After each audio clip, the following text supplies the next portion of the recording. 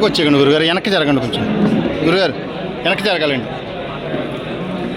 గురుగారు ఇటు చూడండి, అందరూ వెనక్కి తీసారు. చూడండి. Okay sir.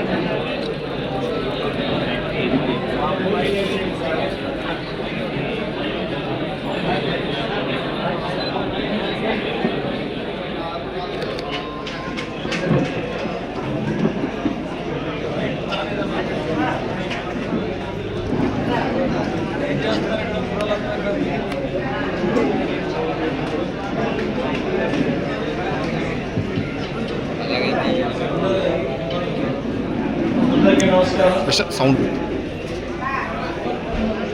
మీ అందరికీ బాబు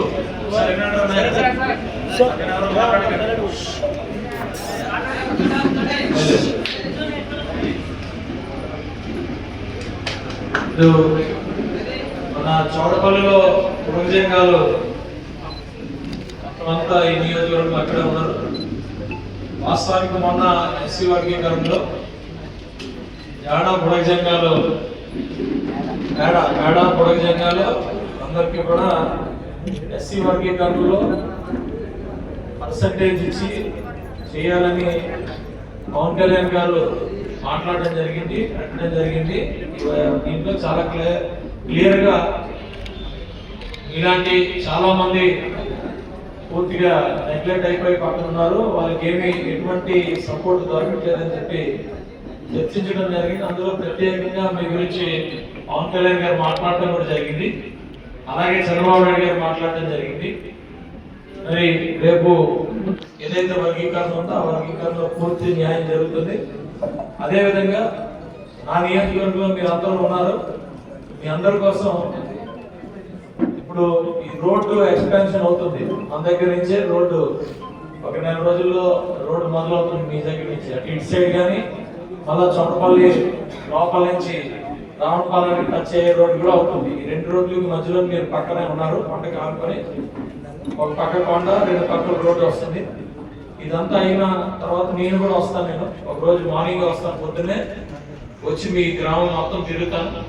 తిరిగిన తర్వాత మీకు వాటర్ కానీ, వాటర్ ఫెసిలిటీస్ కానీ, కాలువలు కానీ, రోడ్లు కానీ అన్నింటినీ కూడా ఒక నిర్ణయం తీసుకొని మనం అన్ని కూడా తెప్పించుకుందాం. అలాగే మీకు కావాల్సిన ఫెసిలిటీస్ అక్కడ ఏమున్నాయి అవన్నీ కూడా చూసుకొని అదంతా కూడా అభివృద్ధి చేసుకుందాం అని చెప్పి మీ అందరికీ తెలియజేసుకుంటూ తత్వాల్లో నేను ఈ రోజు మరి ఎస్సీజెడ్ కాలేజీలను అలాగే ఏ రోజు పొద్దున్న వస్తానో తెలియదు, వస్తాను, వచ్చి అన్ని కూడా చూసుకుంటాను. ఏమా ఏది ఏమైనా మీరు నా సొంత మనుషులు, ఏదైనా సరే మీరు నా దగ్గరికి రావచ్చు. పక్కన కొండ వైపు మేమేమో మరి ఎమ్మెల్యే గారి దగ్గరికి వెళ్ళొచ్చో లేదు, అలాంటి ఏం లేదు. మీరు కూడా నాతో సమానం, మీరు అందరూ కూడా ఎప్పుడైనా రావచ్చు. మీ నాయకులు రాములు గారు కానీ, నాయుడు గారు కానీ ఎవరున్నా కూడా మీరు అంతా కలిసి రావచ్చు. మీరు ఏదైనా నాకు మీకు ఏ అవసరం ఉన్నా, ఏ సదుపాయాలు కావాలన్నా ఎట్టి పరిస్థితుల్లో చేసి పెట్టే బాధ్యత నాది. ఎలక్షన్ వాగ్దానాలు కాదు.